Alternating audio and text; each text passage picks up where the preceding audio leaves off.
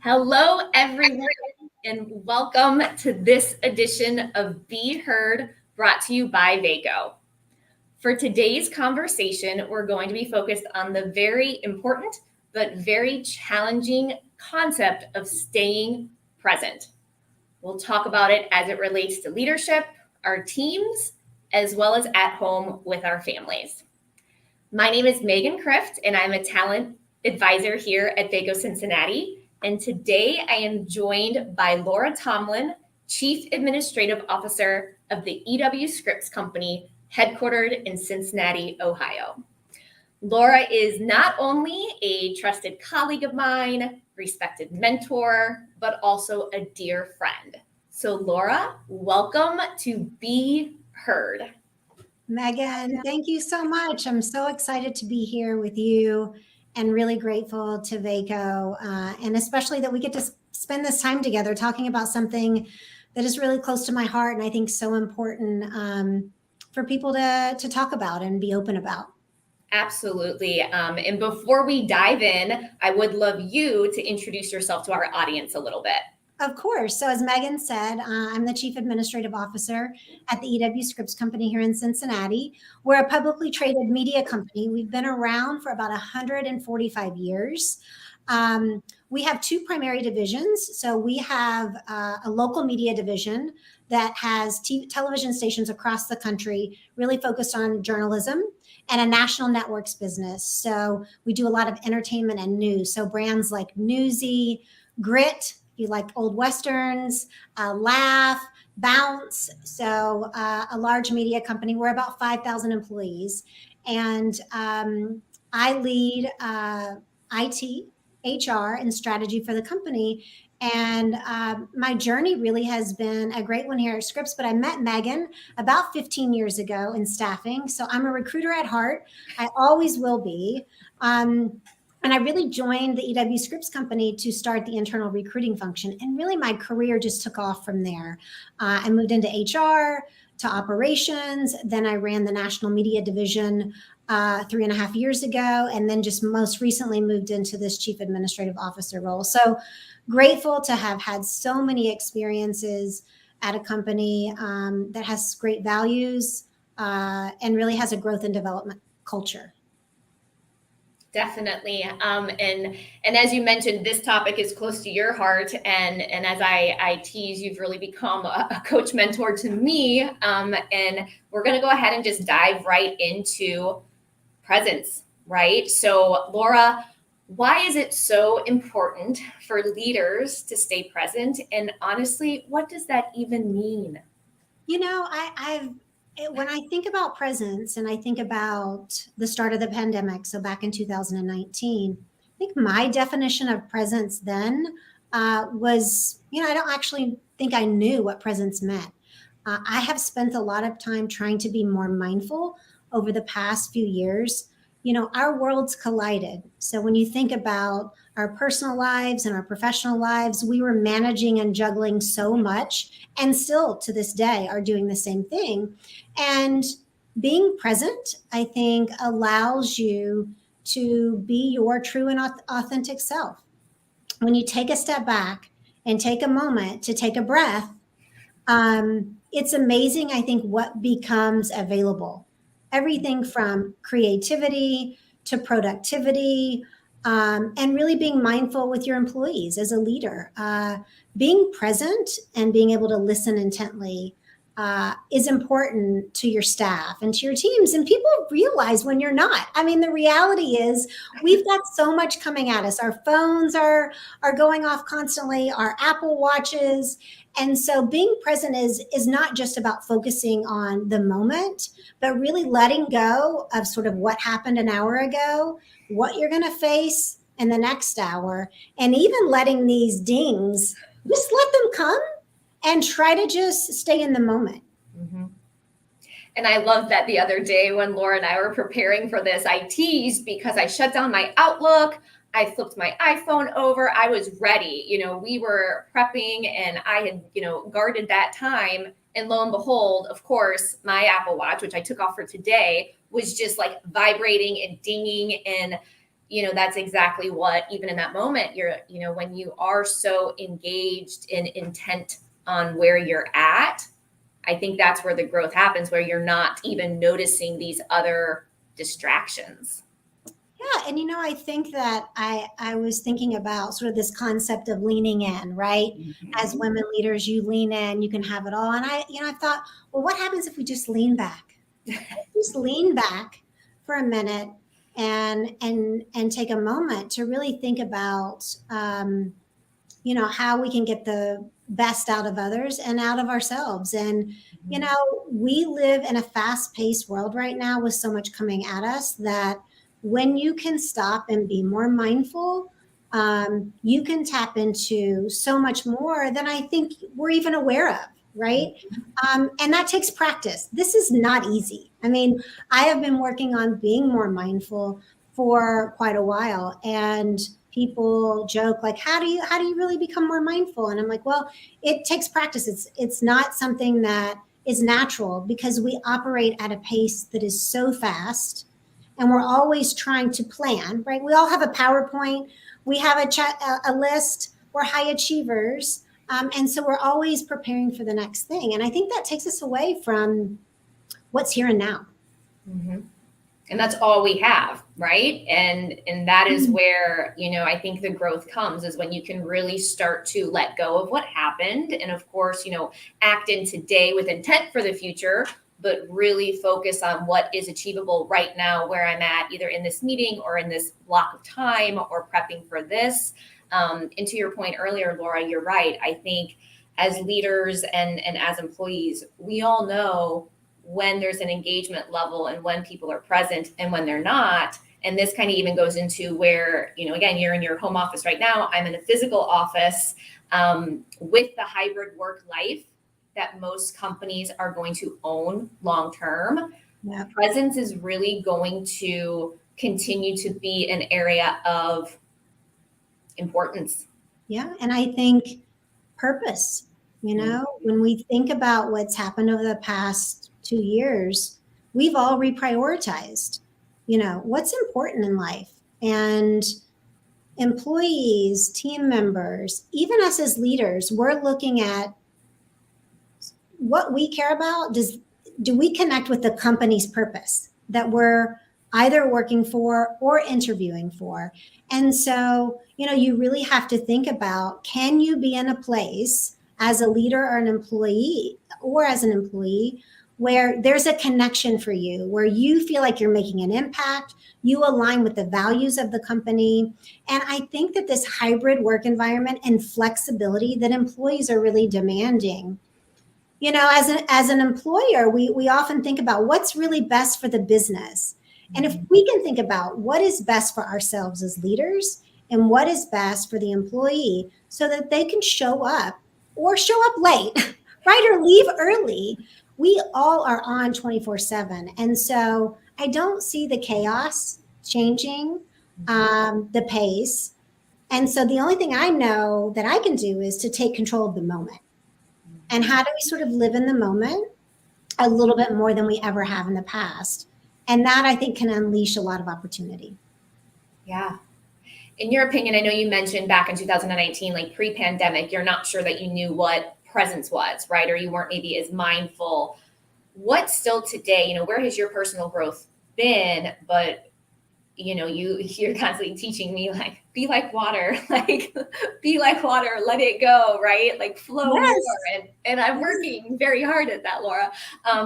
But where do you think your growth has been? I know I've seen it, but where has that been, and maybe why? And there's practice there, obviously, and being more mindful and tuning certain things out. But as an actionable item, where can that growth start?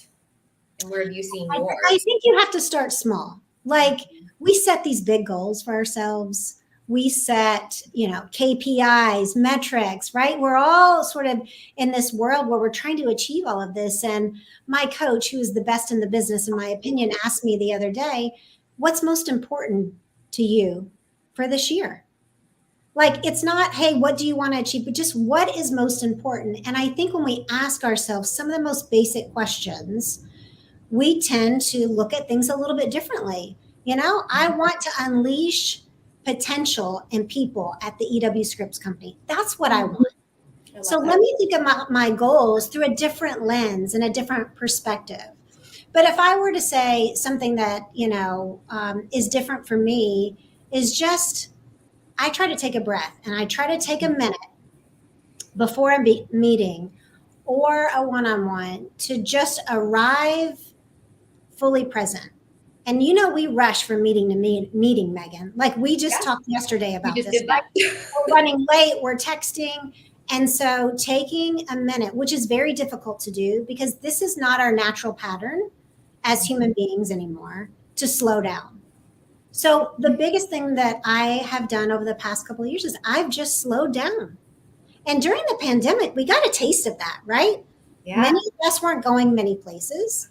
And so we got a taste of that. And as life has picked back up and we're returning to normal, I'm like, wow, I kind of wish for those days again where, like, I didn't have any plans on a Friday night. I didn't have to be anywhere. And so when we think about that and sort of, I know we were dealing with so many other things, but the calm that comes over you when you take a minute and you take a deep breath, that's what I would encourage people to just try. I mean, look, I am not perfect at it, but I will tell you, when you can tap into taking that deep breath and pausing for a minute or pausing for 30 seconds, whatever you can do, you're going to be a better version of yourself when you enter that presentation, when you enter the interview for a job, when you enter a one-on-one with your boss or with someone that you're managing. You're going to be a better leader and a better version of yourself. Absolutely. And it's also, again, we've talked about this many times, Laura, about, showing up in the moment as you are, right? And not allowing the things around you to, not to fall victim to them or to feel that you are the one, I have to knock out these 10 items today. And, that's all that matters, and just kind of rushing through life.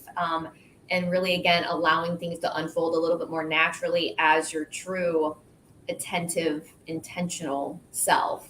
Yes. I read an article last night where Ursula Burns, she's the CEO of Xerox, and she just rose up the ladder really quickly. And she outsourced many things except for work, right? Child care. She didn't feel like she needed to go to all of her kids' games. So she had a strategy and it worked for their family. But the end of the article was what was most powerful and meaningful for me. And what she said, what her one regret is that she wasn't more present in her daily motions. Mm-hmm. And when I think about, my daughter saying, mom, mom, mom, like, pulling, and I'm trying to finish an email, right? Mm-hmm. And you know what? The email can wait for 1 second. I can focus my energy on my daughter, answer the question, and I can go back. It's always there, folks. It is always there. And I just think that comment that she made, you said it earlier, Megan, like, we don't know what tomorrow brings. So let's just make sure that we can be present today. And I think that will give us so much more joy and happiness. And when you feel that, amazing things can happen, right? You could do anything as far as I'm concerned. Absolutely. And that's how, again, in a perfect world, that's how we all want to be showing up, right? So again, this is Be Heard, right? So our female leadership series. So I have to assume most of our audience is female. And do you personally think, Laura, that being present is of a particular challenge for women, working moms, as leaders, as partners?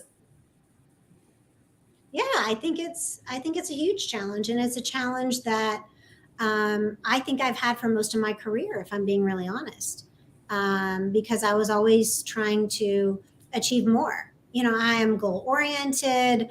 You know, I want to be successful. I'm driven, and I think the way I approached those things worked for a while, but they didn't work for like Laura, the holistic Laura, Yeah. right? I was doing really well at work, but you know, I think I felt like I couldn't be the best mom, right? Or the best wife or the best family member or daughter. And so I think the challenge for women in balancing all of this is overwhelming at times, so much so that's why women are leaving the workforce, right? If you think about the great resignation, and so trying to open up dialogue where you are heard at work. And at Scripps, we talk about everyone having a voice.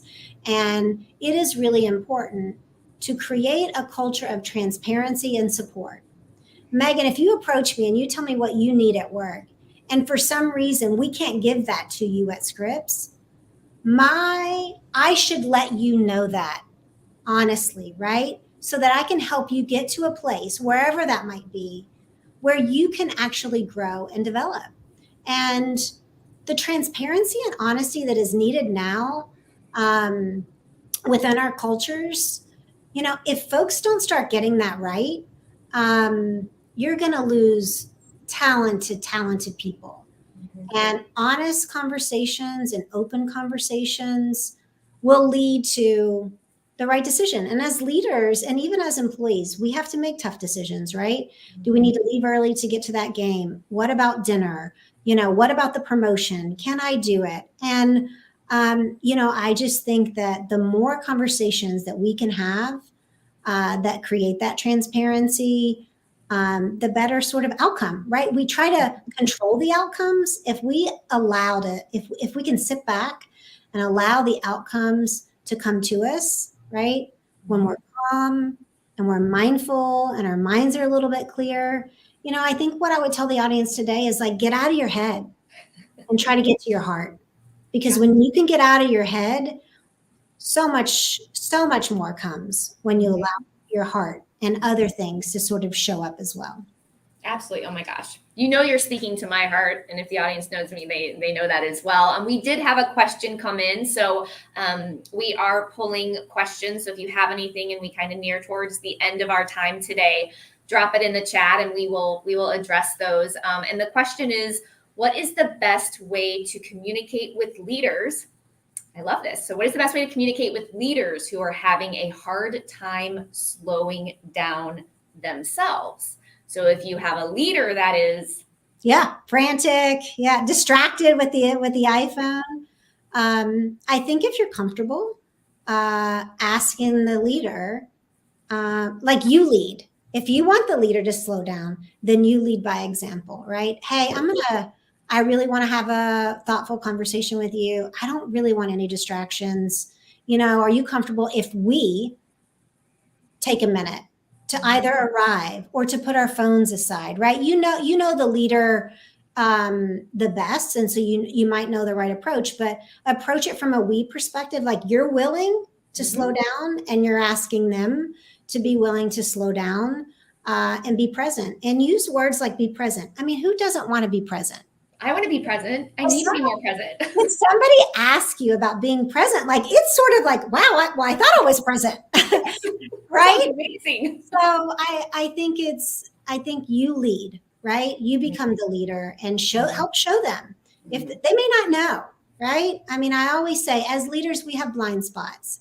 And so that's why I encourage our employees at Scripps to speak up, let us know what we don't know and challenge us. And I think this is a great question, which is, am I comfortable sort of challenging the process?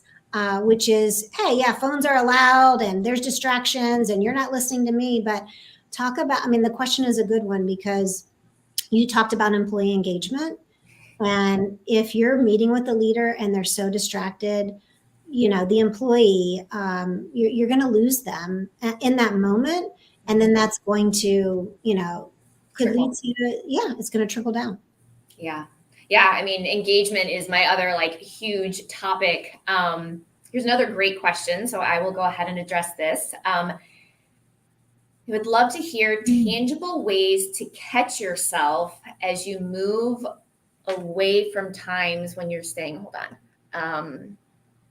When you may move. Okay. So catch yourself, right? So perfect example, I'm overstimulated. I'm, running around, bouncing around.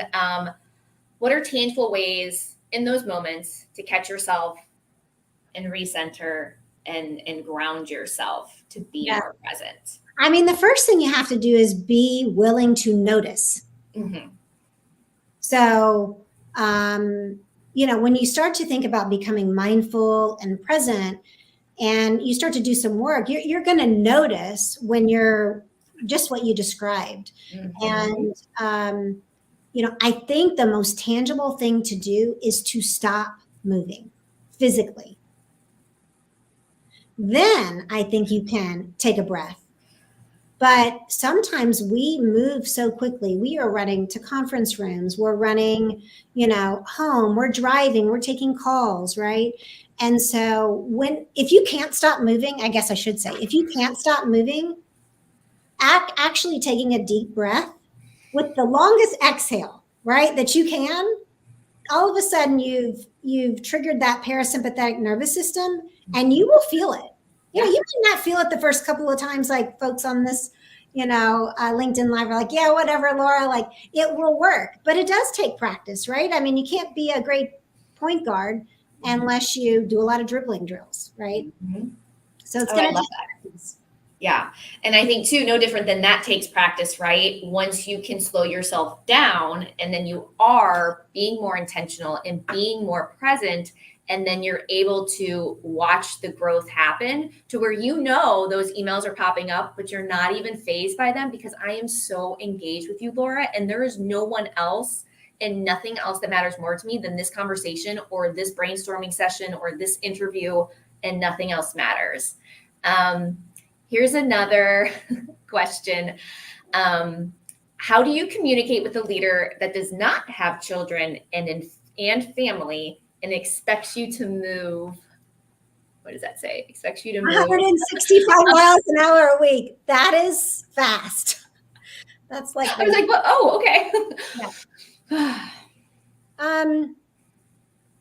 I think it's a good question and it's a hard one, but it's, we talk about conflict resolution and we talk a lot about psychological safety at Scripps. How do we create a place where you can show up and talk to your supervisor about what's going on in your life? Here's the reality is someone that doesn't have children that has these expectations, they have family, they have friends that they understand, but you have to help them, as much as you're able to put themselves in your shoes. Mm-hmm. And my hope is that leader would show empathy. And if we're not all practicing empathy at this point, and you're expecting what this person has asked, it's not going to work out. Let's be honest, folks. At some point, you have to decide. Let me say this: you have a choice. Mm-hmm. So you should give your leader the benefit of the doubt and try to make sure that they understand your situation, and hopefully they can support you in the best way that they can. But at the end of the day, we have a choice. We have a choice to go 165 miles an hour or not.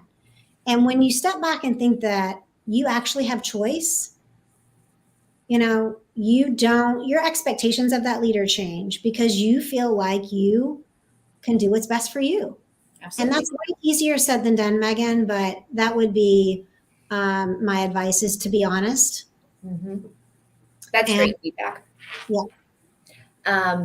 Okay, we are almost at time. If there's any last questions, go ahead and drop them in the chat. And I'll leave with this because it's just a fun one. But Laura, you've given us so many great nuggets. As prepared as I knew you would be for this, so thank you again. But what is one piece of, we'll just say advice, I won't necessarily career advice, but one piece of advice that you received that you always turn back to, that has really just been like a guiding force for you in your life? What is that one like nugget, piece of advice that kind of helps ground you?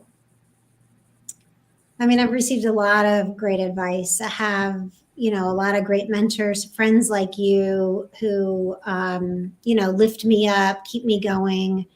But, trust in yourself, right? I mean, I think one thing that I've learned over the years and all of the different roles that I've had, because I've had to learn on the job, be confident. The sun will rise and the sun will set, and you will get through this. But show up and be you, right? Yeah. I mean, this is about being heard, but show up and be you. And, things will work out, right? We can't control all of these outcomes. Mm-hmm. And so I would say just own it. You know what? Show up and be yourself, whatever that is, however it presents itself. Mm-hmm. That is wonderful advice. I love that. I asked for more questions, so we're going to take one more question, then we will wrap it up because we are almost at time. How do you challenge leaders in the process without? Okay, so this is going back, I'm guessing, to the working the 165 mile per hour per week. So how do you challenge leaders in a process without becoming a target and being labeled as stubborn or lazy? Yeah. I mean, I think that's in your approach. Honestly, I think approach, tone, and tenor, we talk a lot about too at Scripps. If you don't have a culture where questioning sort of status quo is the norm and you want to help change that culture, you got to chip away at it. But I think tone and tenor is really important when you when you want to challenge the process. The best thing to do when you want to challenge something is to ask a question. Simply using questioning as a way to engage with your leaders, that's a much more, I think, beneficial way to approaching situations than just saying, like, you don't agree with this, you want this, or this is why this would work. You try to get engagement by asking questions. Absolutely. Oh my goodness. Well, we are definitely at time for today, but thank you to everyone for tuning in. And Laura, I really can't say thank you enough for indulging me in sharing your wisdom as I teased with all of us. So we are so grateful. Vaco thanks you. And here's to all of us taking these little tidbits and nuggets today and really incorporating them little by little and practicing the art of being more present. So thank you. Thank you so much, Megan. I really enjoyed it. Take care, everybody. Bye, everyone.